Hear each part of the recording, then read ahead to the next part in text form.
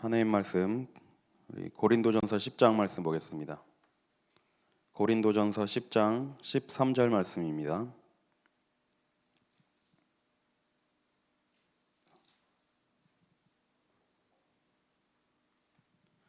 고린도전서 10장 13절 말씀 제가 읽겠습니다. 사람이 감당할 시험 밖에는 너희가 당한 것이 없나니 오직 하나님은 미쁘사 너희가 감당하지 못할 시험 당함을 허락하지 아니하시고 시험 당할 쯤에 또한 피할 길을 내사 너희로 능히 감당하게 하시느니라. 아멘. 지금 우한 코로나로 인하여 많은 사람들이 두려움에 떨고 있습니다. 많은 사람들이 지금 불안해하고 있습니다. 외출하는 사람들도 줄어들고요. 국가 전체가 지금 흔들리고 있고 전 세계적으로 이렇게 뒤숭숭한 그런 상태입니다.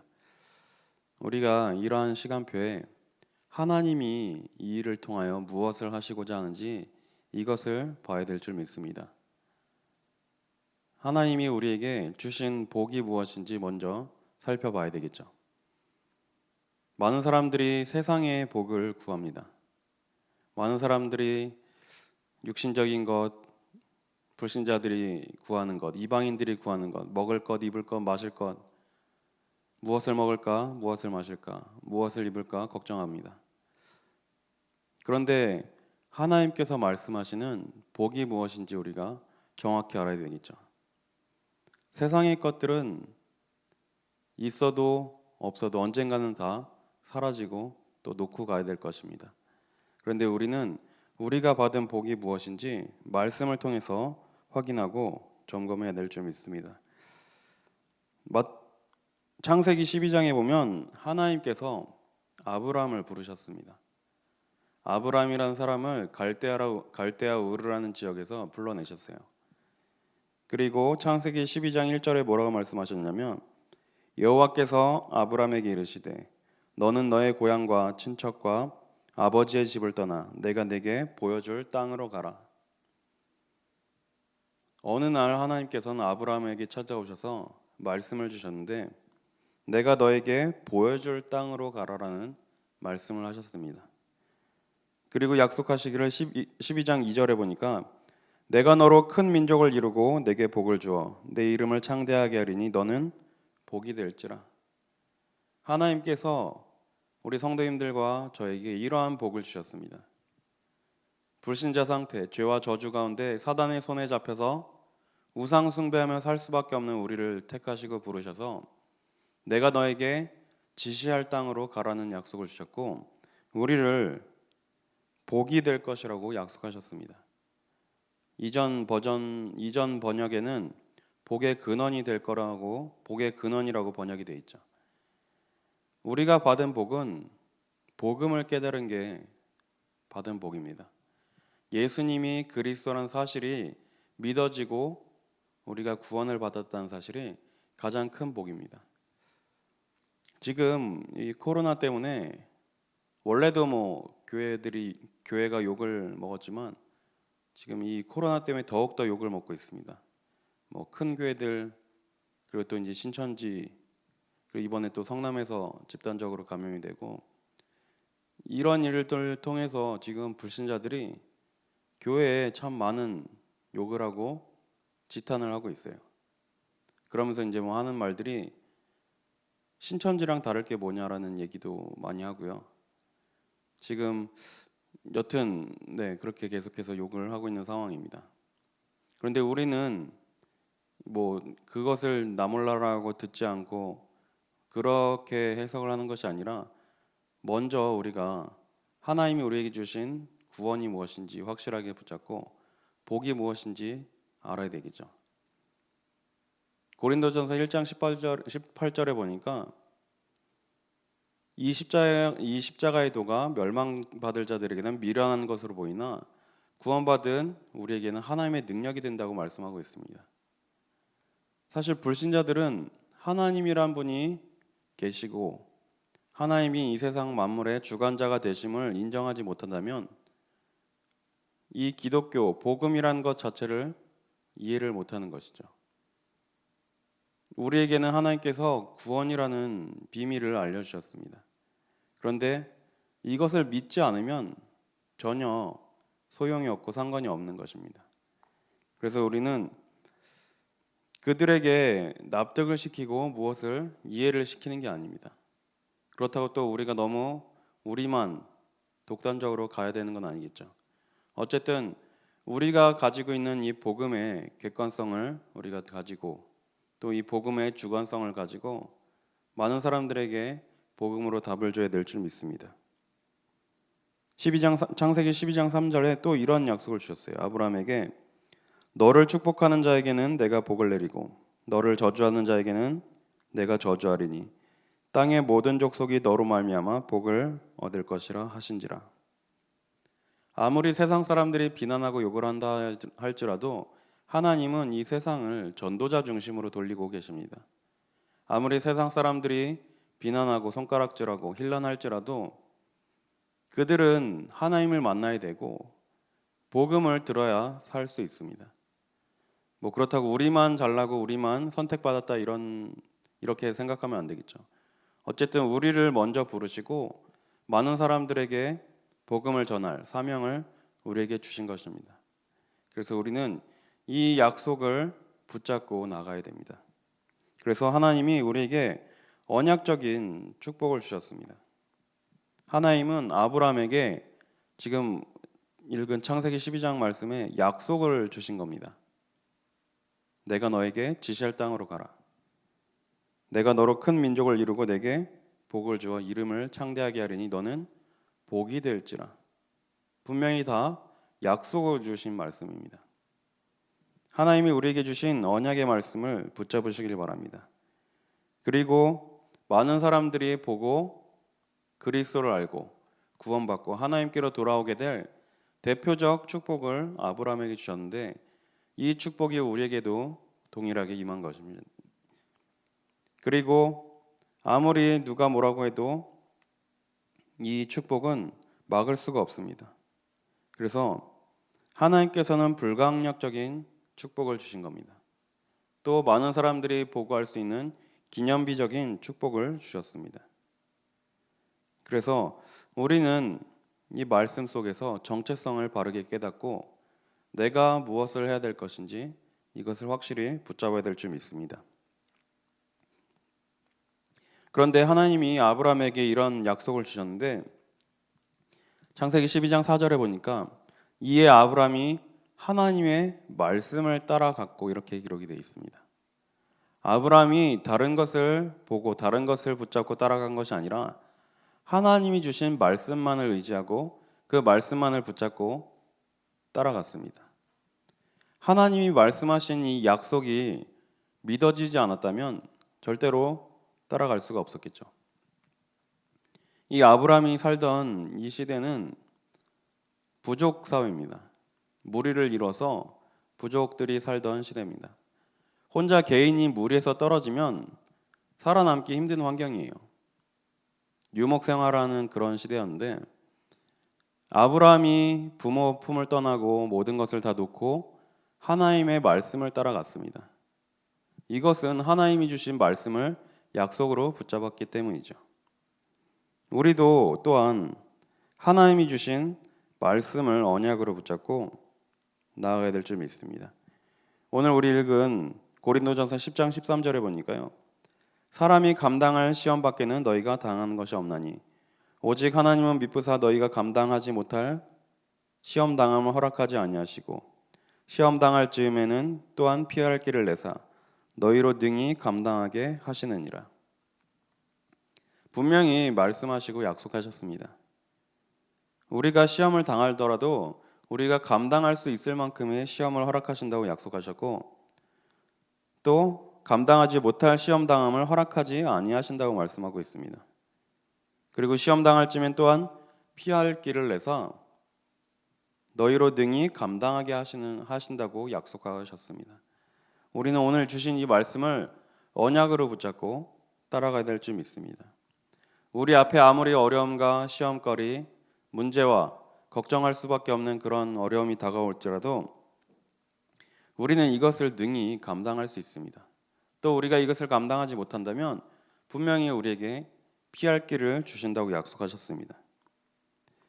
많은 사람들이 문제 앞에서 포기하고 낙심하고 있습니다.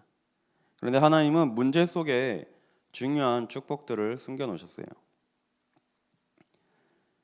나라의 국가에 위기가 왔을 때 진정한 애국자들이 나온다고 합니다. 문제가 없으면 사실 옥석을 가리기가 힘들죠. 어려움과 문제가 왔을 때 진정한 믿음 가진 사람들, 진정한 복음 가진 사람들이 더욱더 드러나게 되는 것입니다.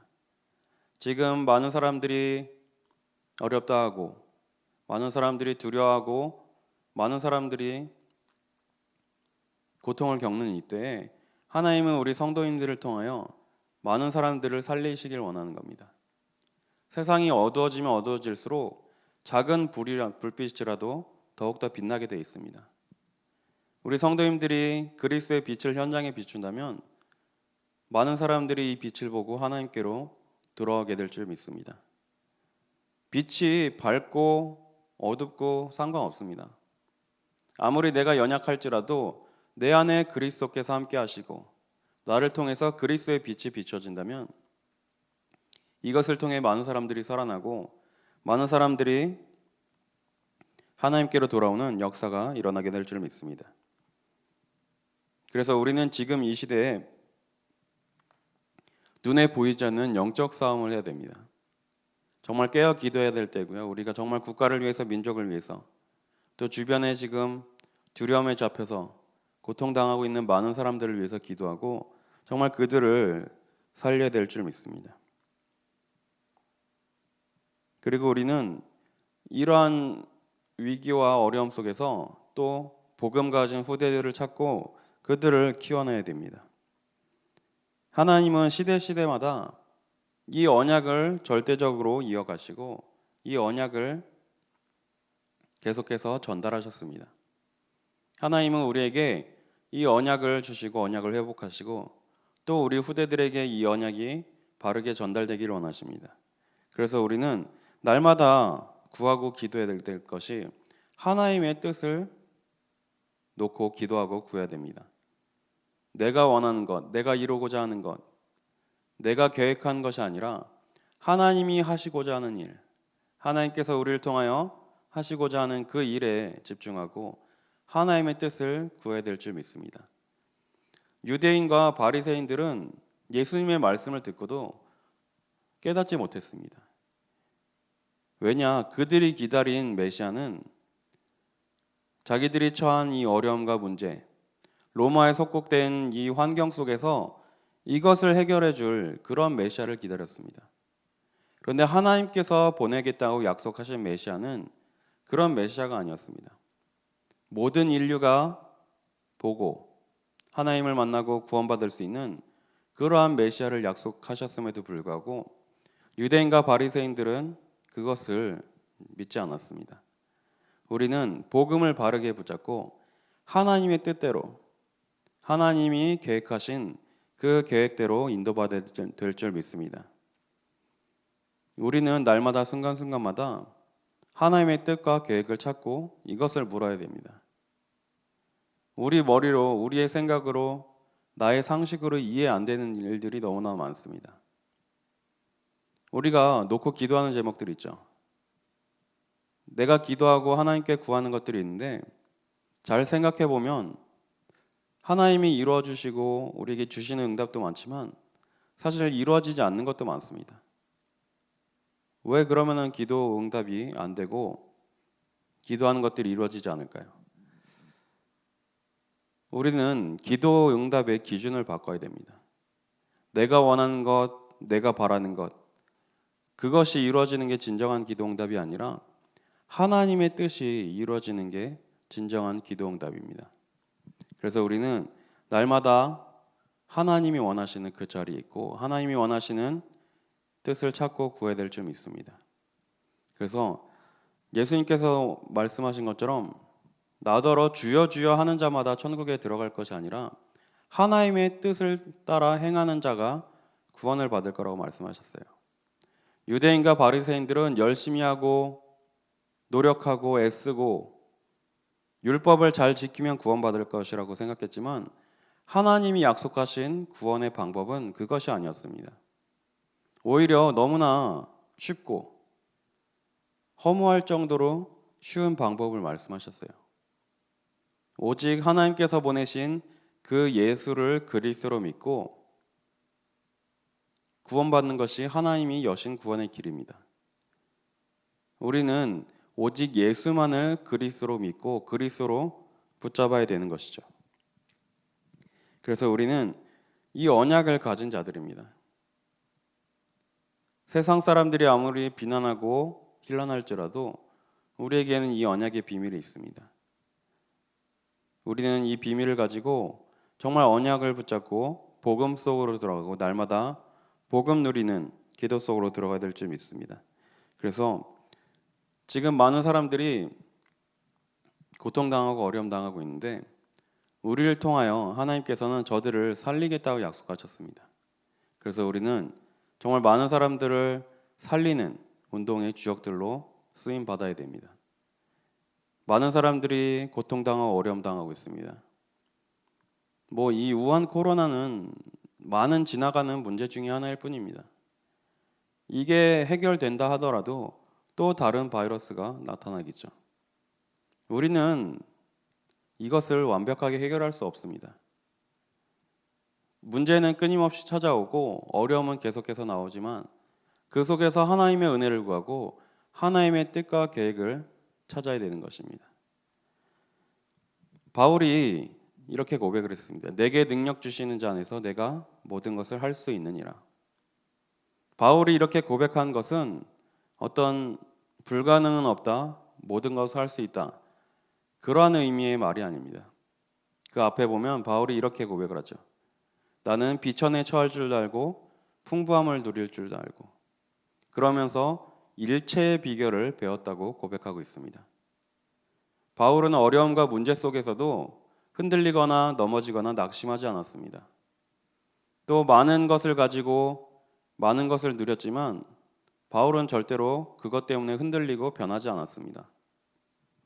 우리도 마찬가지로 어려움과 문제 앞에서도 복음 속으로 들어가고 복음을 붙잡고 또 많은 응답과 많은 좋은 것들이 내 앞에 있을지라도 그것 때문에 변하거나 흔들리지 말아야 될 줄 믿습니다. 그래서 우리는 오늘 주신 언약의 말씀처럼 지금 내 앞에 많은 시험거리가 오고 문제가 올지라도 분명히 하나님께서 약속하시기를 우리가 능히 감당할 수 있는 시험만 주시겠다고 약속하셨고 또 감당하지 못한다면 반드시 피할 길을 주신다고 약속하셨습니다. 이것을 언약으로 붙잡고 오늘 하루도 기도 속으로 들어가시길 바랍니다. 지금 많은 사람들이 우울감을 호소하고 바이러스에 걸리지 않았더라도 어려움 당한 사람은 많습니다. 지금 2달 정도 이렇게 2달은 아직 안 됐나요? 2달 가까이 돼가는데 심리 상담 받는 사람들이 4배나 늘었다고 합니다. 걸려서 어려움 당한 사람도 있겠지만 이것을 보고 미리 겁을 먹고 두려움에 잡혀서 고통을 당하는 사람도 많습니다. 이러한 시기에 우리가 해야 될 것이 무엇입니까? 정말 우리가 주변에 있는 많은 사람들을 놓고 기도하고 또 그들에게 복음이 전달될 수 있도록 하나님께서 우리를 통하여 전도의 문을 열어주시라고 기도해야 될 줄 믿습니다. 그래서 갈수록 어두워지고 어지러워지고 혼란스러운 이 시기에 예수 그리스도의 빛을 많은 사람들에게 비추며 증거하는 전도자의 삶을 사는 우리 성도님들 되시기를 기도하겠습니다. 하나님 감사합니다. 우리에게 말씀을 주시고 그 말씀을 언약으로 주시니 감사드립니다. 하나님께서 주신 말씀을 언약으로 붙잡게 하시고 오직 말씀만을 따라가게 하여 주옵소서. 아브라함이 하나님의 말씀을 따라갔던 것처럼 우리도 또한 하나님께서 주신 언약의 말씀을 붙잡고 따라가게 하여 주옵소서. 하나님, 지금 많은 어려움과 문제와 시험거리가 있습니다. 그렇지만 하나님께서 분명히 우리에게 감당할 수 있는 시험만 주신다고 약속하셨습니다. 또 감당할 수 없다면 피할 길을 내시겠다고 약속하셨습니다. 이 언약의 말씀 붙잡고 오늘도 기도 속으로 들어가기 원합니다. 복음 누리는 기도를 통하여 하나님이 주시는 힘을 얻고 주변의 많은 사람들을 살리는 일에 귀하게 쓰임받고 헌신하게 하여 주옵소서. 이제는 우리 주 예수 그리스도의 은혜와 하나님의 사랑하심과 성령님의 내주 인도 역사 교통 충만케 하심이 하나님의 뜻과 계획을 구하고 하나님이 원하시는 자리에 있기를 소망하며 많은 사람들을 살리기 위하여 도전하는 우리 귀한 늘좋은교회 성도님들과 또 우리 늘좋은교회 위에 지금으로부터 영원까지 항상 함께 있을지어다. 아멘.